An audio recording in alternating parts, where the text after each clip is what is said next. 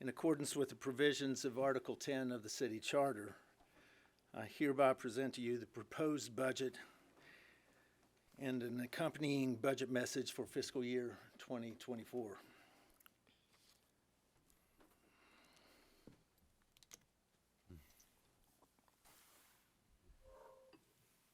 There's a Scottish explorer by the name of W.H. Murray. Came to Huntington in the mid-19-teens to speak upstairs. He didn't necessarily say what quote I'm going to provide for you, but it's something that I have held on to for decades. My nephew, Benjamin, used this quote in the midst of my inaugural address, or my inauguration, in 2013. Ms. Walling, I think you've had an opportunity to meet him. He's my brother's son. Yes. Until one is committed, there is hesitancy, the chance to draw back, always ineffectiveness. In all acts of initiative and creation, there is one elemental truth, the ignorance of which kills countless ideas and splendid plans.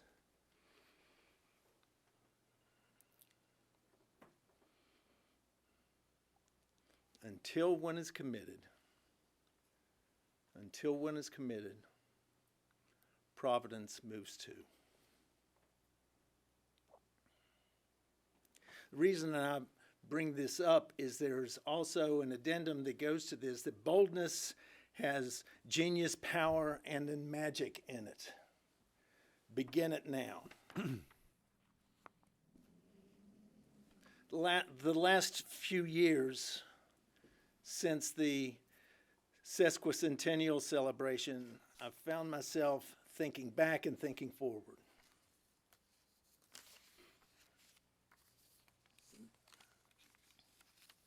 This is my 11th budget message. 10 years since I was first elected. We're going to talk about today those commitments that were made. Until one is committed, there is hesitancy, the chance to draw back, always ineffectiveness. In all acts of initiative and creation, there is one elemental truth, the ignorance of which kills countless ideas and splendid plans. Until one is committed, there is a chance to always draw back. We have shown nothing but commitment these last 10 years. In these last 2+ years that you have been here. I'm going to walk through some things that we have accomplished, but we have to make sure that we finish.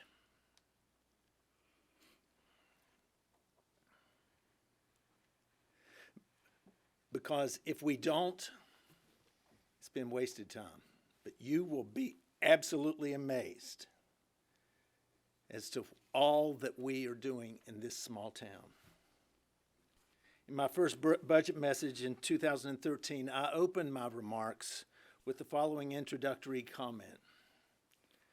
The budget prepared for your consideration is designed with 3 underlying objectives: to create an environment that fosters and encourages investment in our city, to provide services that seek to improve the quality of life in our neighborhoods, and through these efforts to establish the greatest opportunity for job creation in our citizens. As I indicated to you, this is my 11th budget message, and I've sought to keep my messages consistently optimistic, consistently visionary, consistently realistic. The challenge has been to lift our expectations to realize that our realistic expectations should never, ever be artificially low, but exponentially high. Michelangelo was once said that the greatest danger for most of us is not that we set our goals too high and fall short, but we set them too low and achieve the mark. Boldness has genius, power, and magic in it. And if we have been anything these last 10 years, it has been bold. The bottom line is, Coach, as you know, in the years that you were coaching, and what all of you have done, Coach, as well, who cares if you make a mistake? It means you've been doing something. We can always fix it. Boldness has genius, magic, and power in it. The budget that's prepared for fiscal year 2024 is familiar. Our budgetary challenges have evolved over the last 10 years. Earlier, some of my staff said, evolved. You sure you want to be saying that? Well, we have. Because in the early years, we had some difficulties. And we had no dream that we would be where we are right now. In recent years, we were able to turn the corner from budgetary austerity to create a healthy budget that has consistent revenue projections and expenditure discipline. I said in our early years of budget challenges that we did not have a revenue problem, we had an expense problem. The fiscal discipline that we instilled in our department budgets have enabled us to lead the state in tax reductions and without tax increases have increases in revenue, record infrastructure investment, appropriations to help the marginalized, and artistic expression. Our priorities have not changed, and we will not be changing course at this stage. We have no intention to mess with success. Directly stated, we intend to finish what we started. We're benefiting from our efforts combined with a rebounding economy. Our unemployment rate is 3%. 3% is less than half of the 6.6% that was in January of 2013. The unemployment rate is lower than it was since 1969. During the early days of my administration, I was quoted as saying, "Excellence must be created by design and not happenstance." These words have proven to be a powerful indicator of our actions this past decade, and our efforts have been intentional and calculated. By design, intentional and calculated, and the results reflect an effort that sought constant citizen involvement. And it's difficult to fathom the enormous number of capital projects that we have embarked upon. However, when we reconstruct how we managed to identify the projects, devise the strategy to implement the ideas, and all the people who were involved, it is no wonder that we have more activity present in our city than we have had in over 5 decades. Likely more. In creating our plans for a transformed economy, we kept in mind a few key principles. We view our endeavors through a wide lens. We never, ever seek to be insular in our perspective, drawn in to only that which is important to us. We embrace a philosophy of regional prosperity. We never make decisions based on what is only good for a neighborhood, a singular neighborhood, or only good for our city and our residents. We always approach our decisions with an eye on the impact beyond our city boundaries, on the tri-state area, to the state of West Virginia, and to Appalachia. I'll deal with that one in a second. We operate from the perspective that if we find ways to identify solutions that are unique to our city, state, and region, we will become a leader that can prove to be transformative to our nation. We confidently call this the Huntington Way. What is it they say? You're not bragging when you're telling the truth. Secondly, we never view ourselves through a prism as being a small town with limited opportunities. You want to get me going? Just say, oh, we're just a small town. So, we know that as a small community, we have an advantage over the largest cities because when approaching an issue, we can identify faster what works, quicker what doesn't, and sooner how to fix it. That's why we continue to serve as the home for pilot projects establishing innovative solutions. And lastly, our success rests in creating collaborative partnerships that draws upon a multitude of perspectives. That's why we can't be insular. We have to reach out and see what others are having to say. Communication, collaboration, partnership, and trust yield hope. Hope is an outcome. It's never a tactic. So as we proceeded to assemble an aggressive program of innovation and immense infrastructure development, we held 86 public meetings and received input from 2,970 individuals from every neighborhood in the city. Our efforts were intended to form an innovative plan, creating real results with priorities that pointed to solutions for creating regional prosperity. For our proposal for the America's Best Communities competition, our strategy involved 70 meetings with over 2,100 people participating. The brilliant wisdom of how the ABC competition was constructed required that the plan submitted by the participating community was not to be a mayor's plan or a Chamber of Commerce plan. It was to be born of the community. Our winning proposal that garnered such overwhelming positive response by the ABC judges was a transformative plan that was indeed born of the community.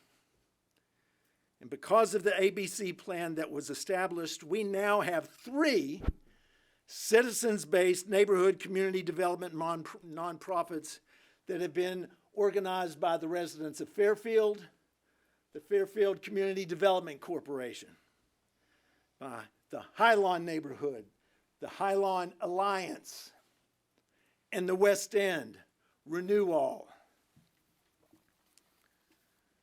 We have 67 active projects actively being developed or in planning stages by the employees just of the city of Huntington, totaling $514.7 million. $514,700,000. $500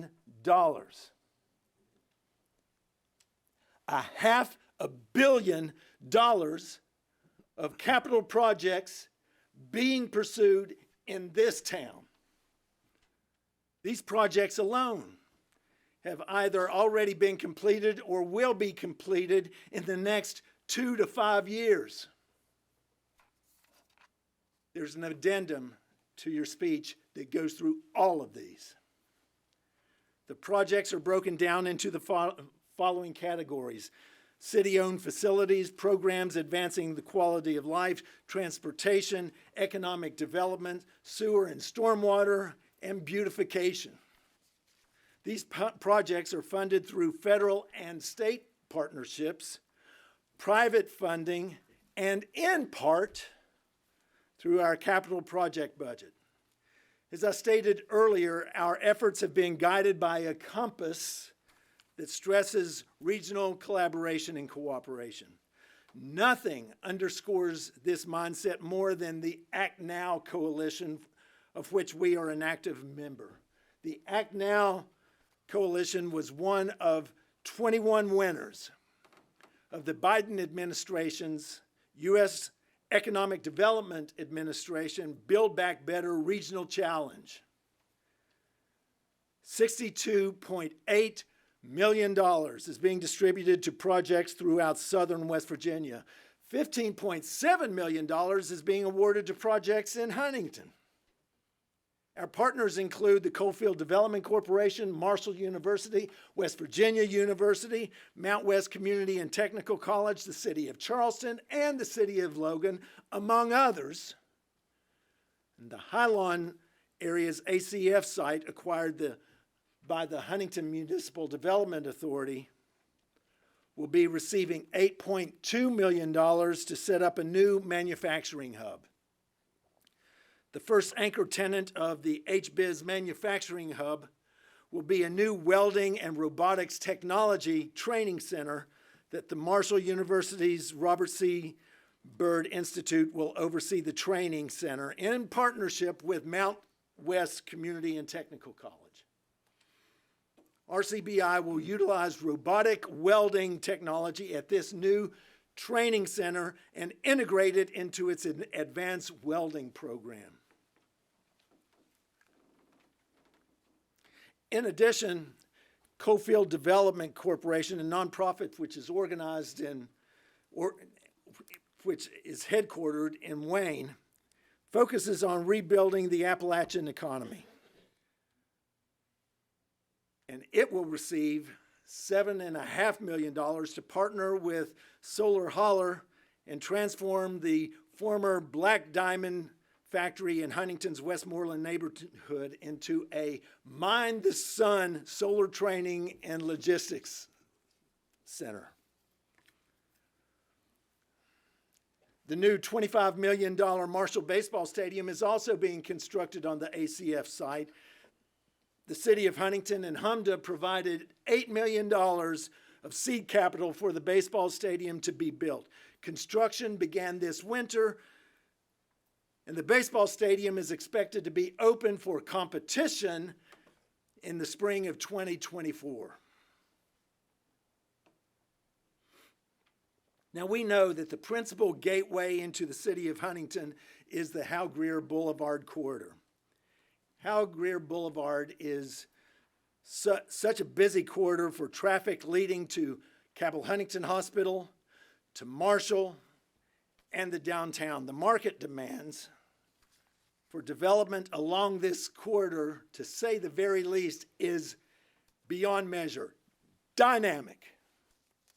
Northcott Court's development in a grocery store with additional commercial space coupled with Marshall University, Cabell Huntington Hospital assure that Hal Greer Boulevard will be the most transformative highway in the city within the next 5 years.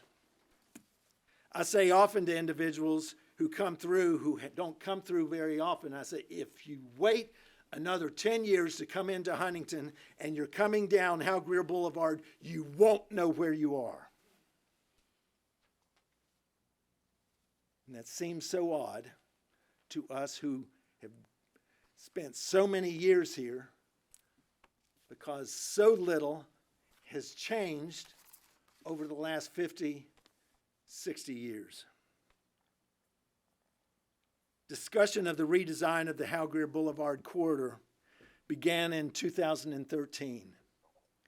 $17.9 million has been secured for phase 1 and 2 of the project, from Washington Boulevard all the way down to 3rd Avenue. Phase 3, from Washington Boulevard to Kinetic Park and beyond, will cost an additional $8 million. And we're in active discussions for grant support on that part of the project. The redesign is intended to make the corridor brighter, with more lighting all along the corridor and providing pedestrian safety features throughout the corridor. Downtown Huntington has become the most dynamic, eclectic downtown in at least a 100-mile radius. Pullman Square is assured to have local control with HMDA purchasing controlling interest of the development.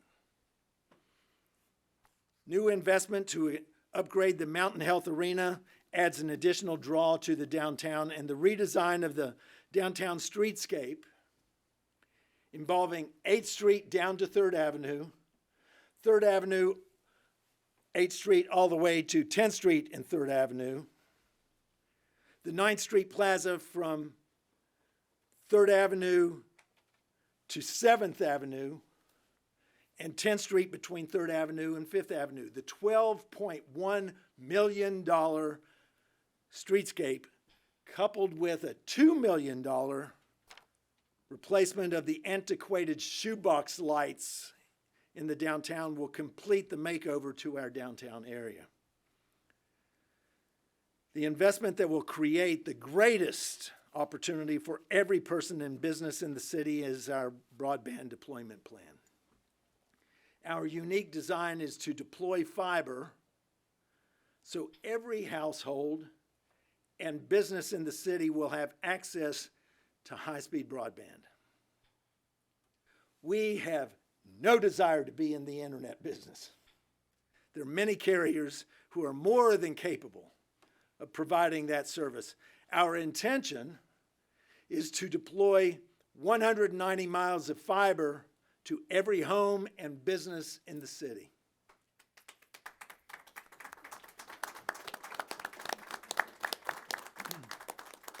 I'm glad I finally caught an area that will itch a little bit.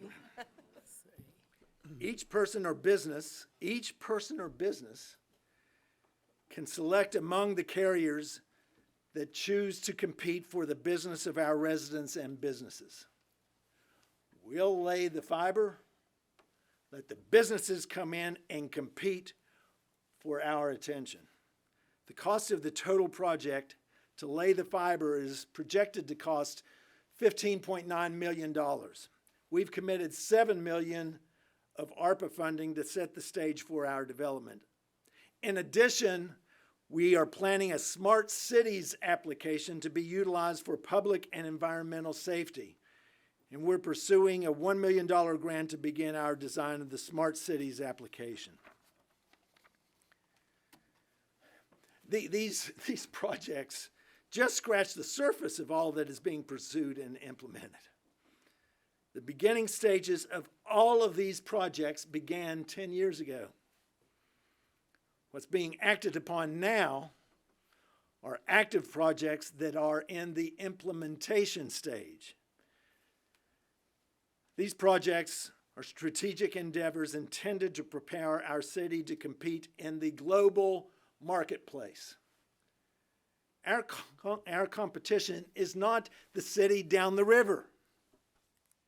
Our competition are the largest cities in the world.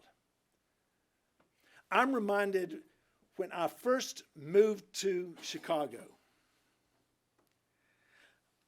I was driving from here up to Chicago, and I drove up the AA highway to Cincinnati, 74 over to Indianapolis, 65 straight up.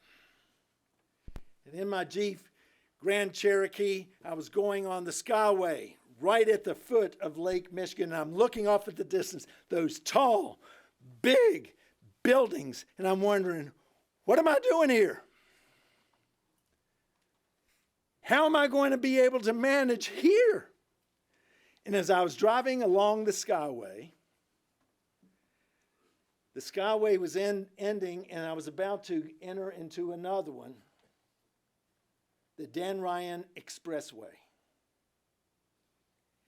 And the 3 lanes of traffic narrowed down to 2, and I'm going down the ramp, and now there are 16 lanes of traffic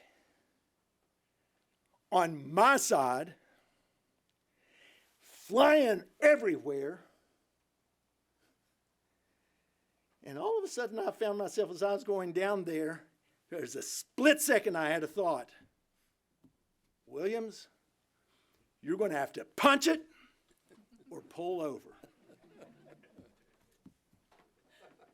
Because if I'm going to get in there and compete and get to where I want to be, I'm going to have to punch it or pull over. Well, I got there. And I punched it. And I learned,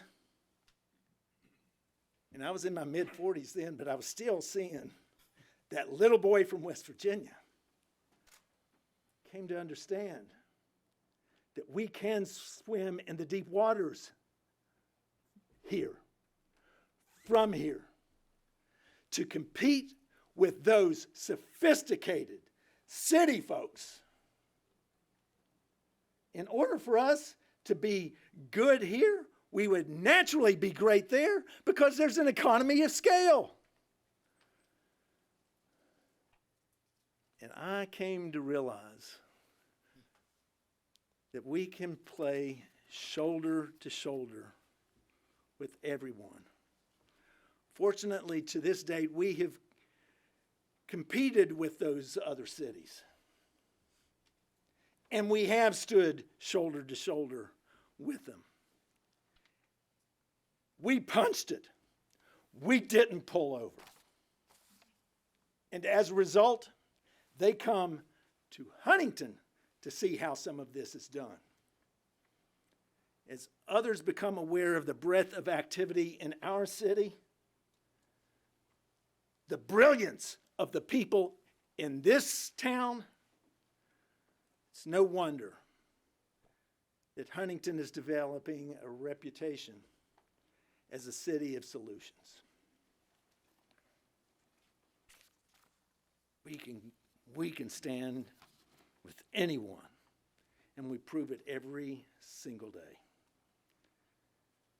The budget itself that's before you remains conservative in our revenue projections and cautious, and we are cautious in our spending.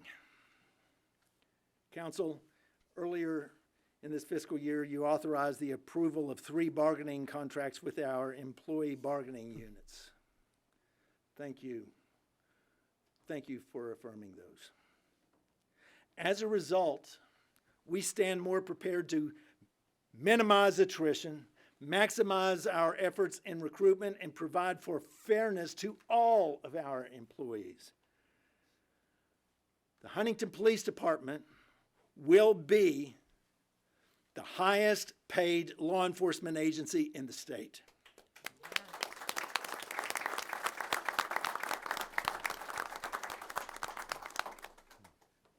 The Huntington Fire Department is eliminating what is called compression in the salary structure, therefore assisting in assuring that our younger firefighters have incentives to proceed through the ranks.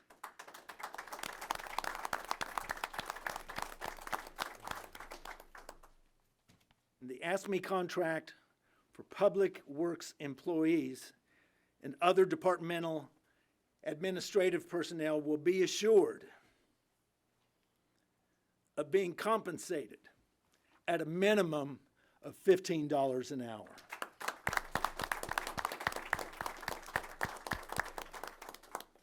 To some, find yourself thinking, $15 an hour. But when you have an employee who has been working her fingers to the bone here, comes up with nobody around, takes me by the hand, tear in her eye, said, "Thank you for that raise." She was making less than $9 an hour. You start to see the effect that we're having on our employees. Our administrative and professional employees will receive the same pay increases as detailed in the Ask Me bargaining agreement.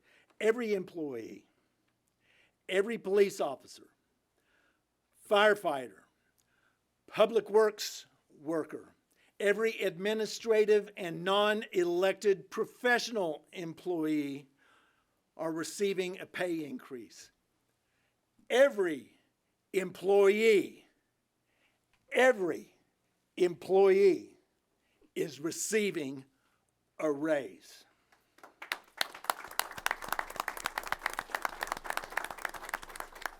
When I became mayor in 2013, the city employees had gone 6 years without an increase in compensation. With the most recent bargaining unit, agreements, our employees' compensation has increased by over 40% since I became mayor.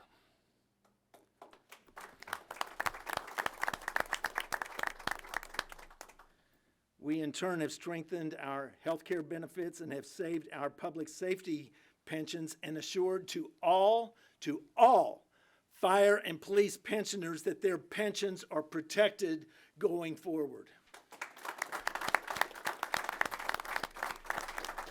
As I've been detailing here, we're investing our capital to lift our community and to establish a foundation of regional prosperity in our development projects, in our neighborhoods, downtown, and to every household is establishing a foundation that creates opportunities for every person in every neighborhood. Last year, I enumerated, however, that we should temper our tendency to be self-congratulatory for our advances. Some are being left behind. Still, over one third of our population lives under the poverty line. An additional 20% of our populace live with limited assets, paycheck to paycheck, and they're just one paycheck away from homelessness. We've seen an exponential growth of individuals who are unsheltered, and I'm proud of our efforts to support the Facing Hunger Food Bank by donating up to this date over $500,000. Our city has been recognized over the years for our social safety net that was established in the late 1980s. Harmony House, the Coalition for the Homeless, and the City Mission have been examples that other communities have looked to as an example of a compassionate city. The 1980s era of services are not sufficient for the 21st century challenges facing Huntington or any city, town, or village in America. In the past years, the challenges of homelessness, mental illness, and addiction have strained credulity in our efforts to respond. Make no mistake, the challenges of homelessness, mental health, and addiction are national issues. Certainly, the issues are paramount in every community in West Virginia. I have constant conversations with mayors and city managers throughout our state and nation, and three things are certain. First, every locality must organize social welfare agencies, public health agencies, medical providers, faith organizations, and property owners to the extent that they have these entities in or around their community. Second, cities, towns, and villages must coordinate. Again, cities, towns, and villages must coordinate their efforts coordinate their efforts and never, ever seek to transfer their homeless, mental health, or addiction issues to other communities unless the transfer is a result of collaboration between the communities. Third, local governments cannot address this alone. Local governments have the capability, and we've proven this, have the capability to create innovative solutions. However, local governments do not have the capacity. State government must become a trusted partner in addressing these issues. Presently, the most recent data that we have available indicates that in February 2022, the number of unsheltered is 5 times more than we had in 2013. And 3.5 times as many unsheltered in 2018. Jan Rader and the Mayor's Council on Public Health and Drug Control Policy have been active identifying partnership opportunities and determining solutions. I've met with Mayor Goodwin of Charleston and her team.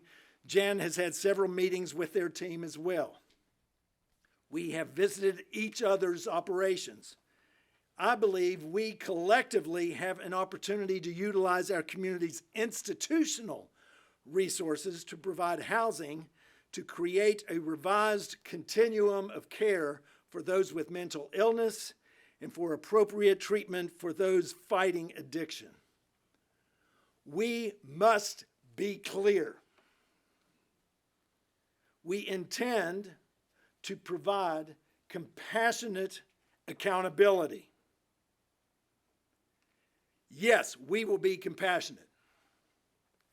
And we also intend to hold individuals accountable. It's our collective intent to assure that adequate shelter is available. However, it is never appropriate for individuals to choose to make their shelter the stoop of the front door of an office building, or the drive-through areas of a bank, or the carport of a private residence.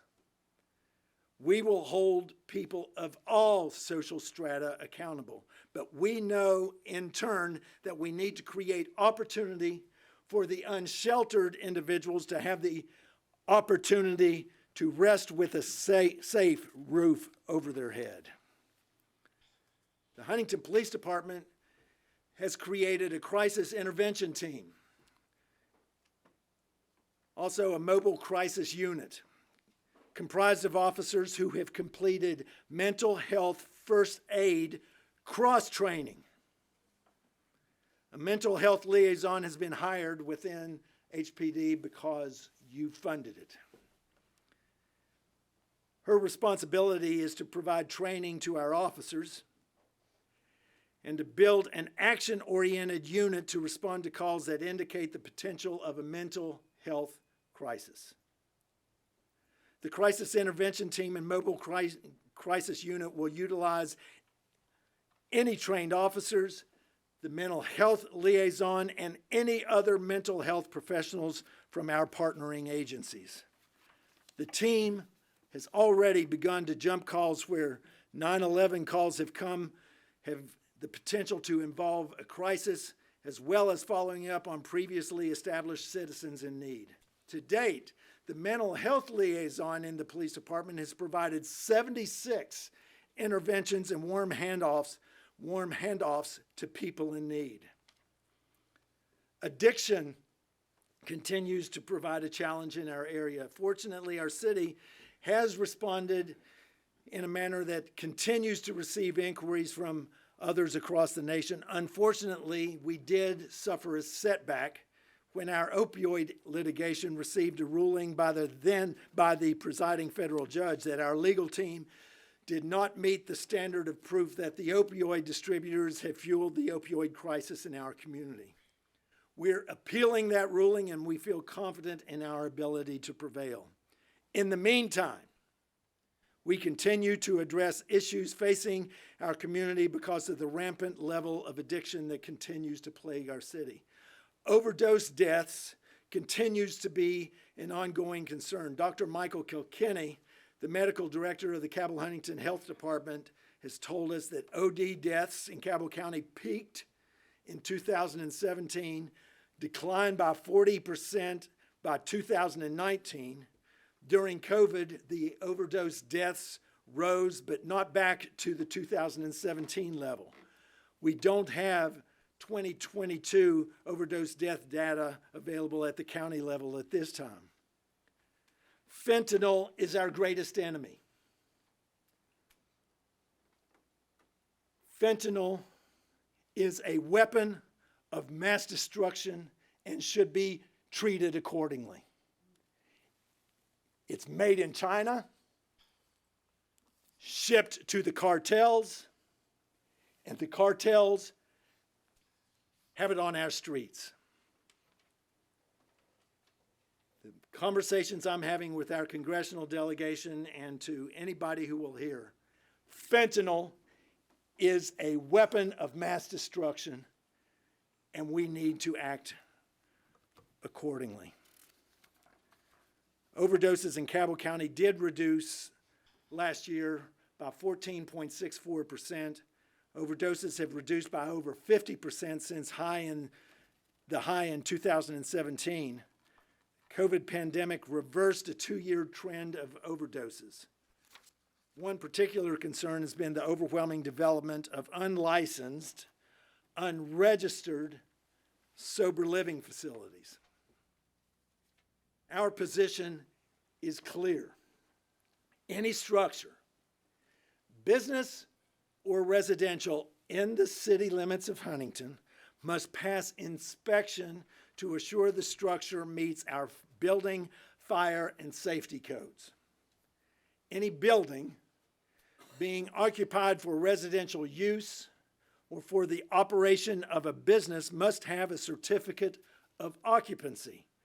And if the property is a rental property, whether it is a business or residential unit, must also have a business license. These details are necessary for the life and safety of those who enter the premises.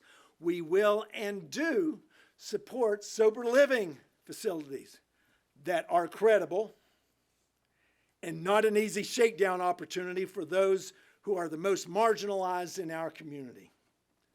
We will stand to protect these individuals seeking treatment and refuse to allow any entity that is taking advantage of these souls to operate within the boundaries of our city.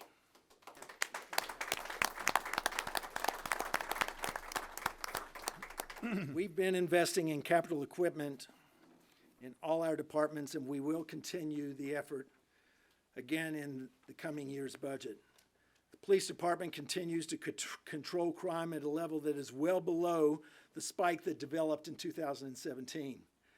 The FBI's National Incident-Based Reporting System reports that our property crime is the lowest since 1985. It also has reported that violent crime is lower than in 1985 and the lowest since 2013. Violent crime offenses in 2021 and 2022 are the lowest since 2010. The Huntington Fire Department will be completing construction of 2 new fire stations within the coming year. The Mayor Joseph L. Williams Jr. Fire Station in the Fairfield neighborhood is expected to be completed and open on time in June and under budget. The Westmoreland Fire Station in the late summer and the Westmoreland Fire Station is expected to begin construction in the late summer and to be completed in the fall of 2024. Our priorities for the fire department remain consistent. Staffing is our principal objective. As we seek to make our compensation more competitive, we also recognize that the danger of our firefighters face every moment of every day demands that we provide the equipment, training, and varied apparatus that enable the staff of the fire department to safely and effectively protect the residents and visitors of our city and property. Priority one is the safety of our firefighters. Included in that priority is assuring we are fully staffed to enable necessary staff deployment so our firefighters can continue to effectively and safely protect our residents and neighborhoods. Our firefighters responded to nearly 4,000 calls in 2022. 56% of all calls are responding to fires, hazard non-fire conditions, medical emergencies, and good intent calls. We will continue to equip and compensate our firefighters in a manner that they are provided all that is necessary to assure that they can safely protect life and property, and just as important, to go home safely at the end of their shift.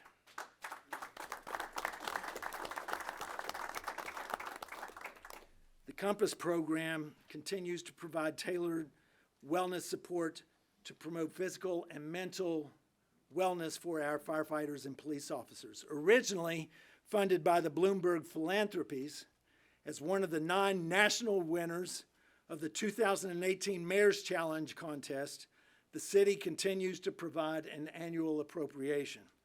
Additional private funding is provided by several corporate and philanthropic organizations. This program was formed to create help for the helpers of our community and neighborhoods. The program is structured to provide assistance to first responders, to develop self-care training and mental health resources for overcoming burnout that impacts personal, professional, and community well-being.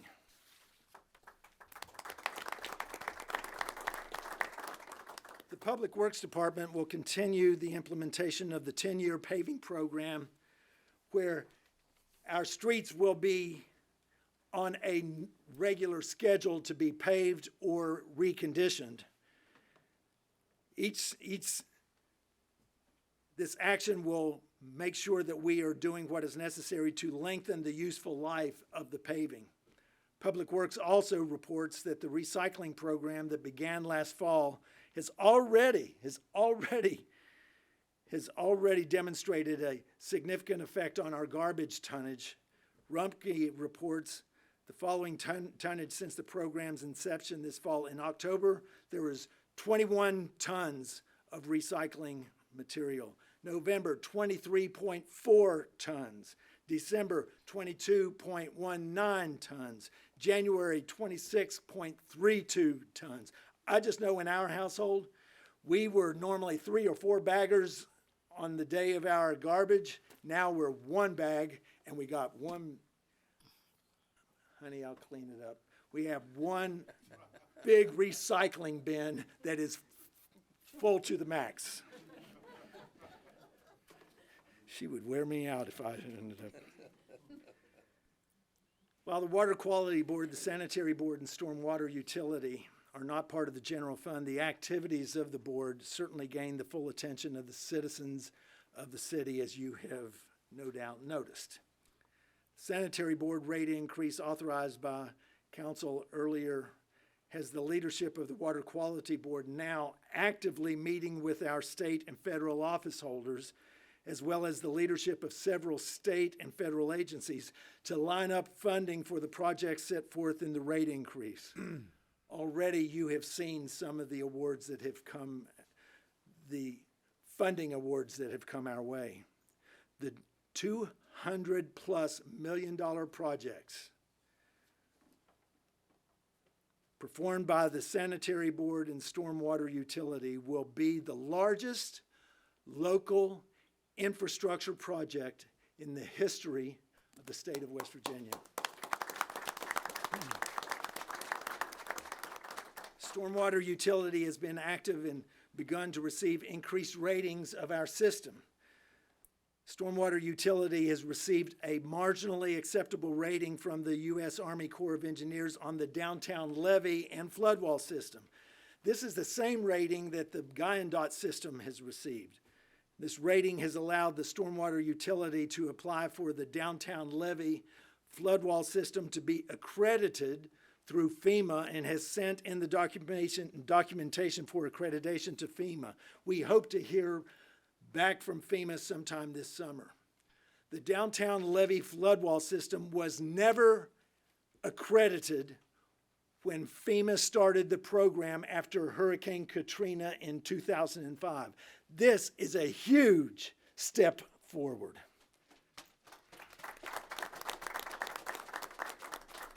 The accreditation affirms that the floodplain area within the city is protected by the levee and the flood wall. The downtown levee and flood wall is also reinstated to the U.S. Army Corps of Engineers Program 8499, now that the stabilization project right down at 11th Street is complete and has a marginally acceptable rating during its annual inspection. The Guyandotte levee flood wall system was accredited by FEMA back in 2018. Now, this was after the stormwater utility crews completed all of the operations and maintenance requirements outlined in the city's 1944 agreement with the U.S. Army Corps of Engineers. It was the first time in 75 years, beginning in 2019, Huntington had completed all the items since taking ownership of the levee flood wall system in 1944. They didn't complete 75 years of it. They got it done in 1 year. And it had not been done for 75 years. And this crew, under the leadership that we have there now, made sure that we got it done. Under PL 8499, the Corps can provide both emergency technical and direct assistance in response to flood and coastal storms. The assistance must be requested by the state, and it must be supplemental to state and local actions, including resources and capabilities as well as National Guard assets. A lot there. I stated at the outset that our daily general fund budget is constructed to create an environment that fosters and encourages investment in our city, provides services that seek to improve the quality of life in our neighborhoods, and through these efforts, to establish the greatest opportunity for job creation for our citizens. Our daily efforts and our budget that those funds, those efforts, is intentional. We have been intentional every day, every week, every year. As we look at all that is being done, there are those who are saying, how could you have $500+ million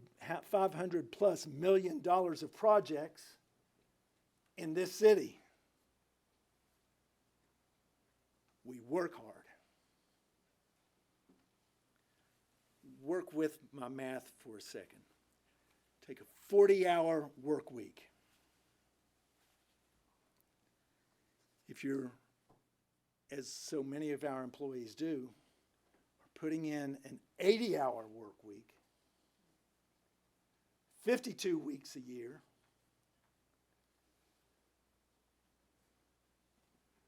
at the end of that year, you've put in 2 years of work. At the end of a term, you've put in 8 years of work. You continue that in a second term, that 8 years has provided 16 years of work. You follow me? After 10 years, don't have to be a mathematical genius. At that pace, it's equal to 20 years of work. At the end of the term, it would be 24 years of work. How is it that we're doing all this? We work hard. I imagine I, just like so many of you, have come to understand that the harder you work, the luckier you become. We have a vision. A vision creating a meaningful, measurable track record of success. We have a vision in developing a plan of action, creating a new direction. We have a vision of a future of unbridled opportunity in this city. We have a vision where Huntington is seen as the example of the gateway to Appalachia. We have a vision for all of this to be occurring at the dawn of the digital age in Huntington, West Virginia. This vision, you all have embraced. It's called the Huntington Way.